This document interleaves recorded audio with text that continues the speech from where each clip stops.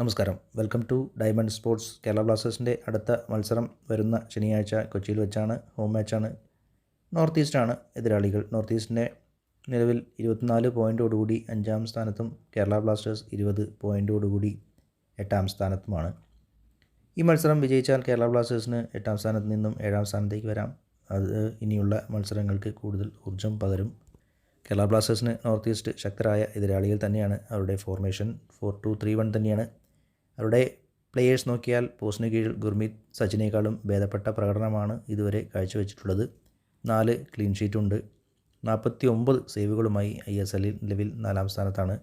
അവരുടെ ഡിഫൻസ് നോക്കിയാൽ അഷീർ, സെബാക്കോ സെൻറ്റർ ബാക്ക്, റൈറ്റ് ബാക്കായി റെഡീം, ലെഫ്റ്റ് സാംതയാണ്. മോശമല്ലാത്ത പ്രകടനമാണ് ഇവർ നടത്തിക്കൊണ്ടിരിക്കുന്നത്. അതിൽ എടുത്ത് പറയേണ്ടത് അഷീറും സെബാക്കോ ആണ്. ഒത്തിരി ഇൻ്റർസെപ്ഷൻ നടത്തി ISL സെബാക്കോ 13-ാം സ്ഥാനത്തും അഷീർ 14-ാം സ്ഥാനത്തും ഉണ്ട്. അടുത്തവരുടെ മിഡ്ഫീൽഡ് അവരുടെ എൻജിൻ തന്നെയാണ് ബെമ്മർ. നല്ല ഡിഫൻസായാലും അറ്റാക്കായാലും നല്ല രീതിയിൽ കൈകാര്യം ചെയ്യുന്ന പ്ലെയർ. ഇത് ടീമിൻ്റെ അറ്റാക്ക് സ്പോയിൽ ചെയ്യുന്ന മികച്ച പ്ലെയറാണ്.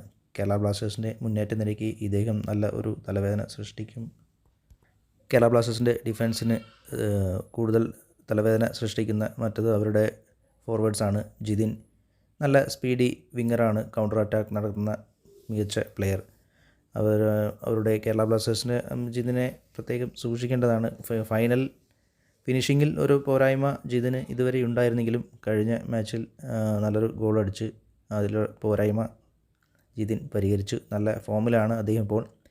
പിന്നെ അവരുടെ അറ്റാക്കർ അസാരി തന്നെയാണ് നിലവിൽ ISL ഗോൾഡൻ ബൂട്ട് റേസിൽ മുന്നിൽ നിൽക്കുന്ന അസാരി. 15 ഗോളുമായി 5 അസിസ്റ്റുമായി 20 ഗോൾ കോൺട്രിബ്യൂഷനുണ്ട് ഇതുവരെ അജാരി നടത്തിയിട്ടുണ്ട്.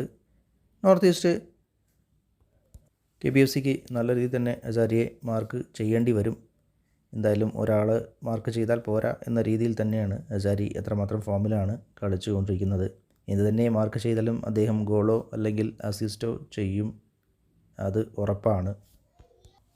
KBFCയെ നോക്കിയാൽ കേരള ബ്ലാസ്റ്റേഴ്സ് നല്ല അറ്റാക്കിംഗ് ആണ്. ഇപ്പോൾ നോവ, ജീസസ്, പെപ്ര അവർ 3 പേരും നല്ല ഫോമിലാണ്.